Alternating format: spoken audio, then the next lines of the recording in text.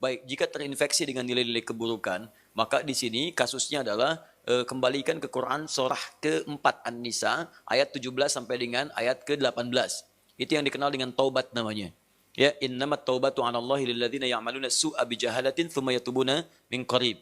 Ya, sungguh taubat itu berlaku kata Allah bagi orang-orang yang terinfeksi dengan penyakit buruk. Su itu, nih, lihat ayatnya. Innamat taubatu 'alallahi lilladzina ya'maluna su'an. Taubat itu dilakukan orang yang terinfeksi dengan keburukan. Su itu pekerjaan nafsu.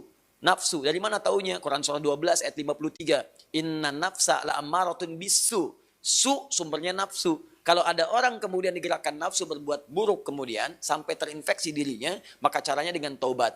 Apa itu taubat? Taubat itu artinya kembali kepada nilai-nilai kebaikan dengan cara meninggalkan perilaku buruk yang dikerjakan. Misal, fujur tadi bisa terespon dengan perilaku maksiat. Maksiat lewat mata nonton tayangan-tayangan yang tidak baik. Saya punya kawan, dia alumni dari Kanada, di neuroscientific, di jurusan untuk saraf. Ya, itu kita diskusi. Ternyata selain narkoba sekarang ini, yang paling bahaya itu pornografi. Pornografi itu begitu seseorang kemudian menggunakan fungsi pandangannya untuk melihat tayangan seperti itu langsung merusak ke fungsi otaknya. Dia masuk tuh. Menginfeksi, kadang-kadang candunya lebih besar daripada narkoba. Makanya orang kalau nggak pernah lihat, tiba-tiba melihat itu bayangannya tuh lama.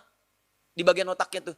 Kadang-kadang penasaran. Padahal udah dipalingin kan, tadi apa sih, apa benar, salah gitu kan. Nah itu bisa demikian tuh. Itu yang paling dahsyat. Nah kalau kemudian Anda ingin menghilangkan itu, dan perilakunya diburuk nantinya. Ke pola hidup, ke tubuh, ke macam-macam. Anda paham sendirilah gitu kan. Nah, maka apa yang kemudian mesti dilakukan? Tinggalkan itu. Tinggalkan, jauhi, taubat. Akui salah, sesali itu, kemudian tinggalkan, dan cara meninggalkannya ganti dengan yang lebih baik. Pandang yang baik-baik, latihannya begitu. Lihat yang baik-baik ya. Awas, kalau orang terbiasa melihat yang halal, maka yang haram akan alergi. Sama dengan pasangan kehidupan di keluarga. Kalau sering melihat yang halal, pada yang haram itu nggak akan ada ketertarikan berlebihan, nggak ada.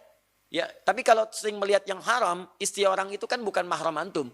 Kalau ngelihat istri orang keseringan, ngelihat istri sendiri jadi nggak enak. Ibu juga sama gitu. Kalau ngelihat suami orang itu keseringan, lihat suami sendiri itu udah hambar. Makanya kalau orang-orang ngelihat yang halal itu yang bagus-bagus, maka yang haram itu akan sulit kita. Sama bicara juga begitu. Kotor kata-kata, tinggalkan yang kotor balik kepada yang baik. Begitu baik kebiasaan, maka kotor akan dihilangkan. Nah, demikian adanya, maka hilangkan sumber itu.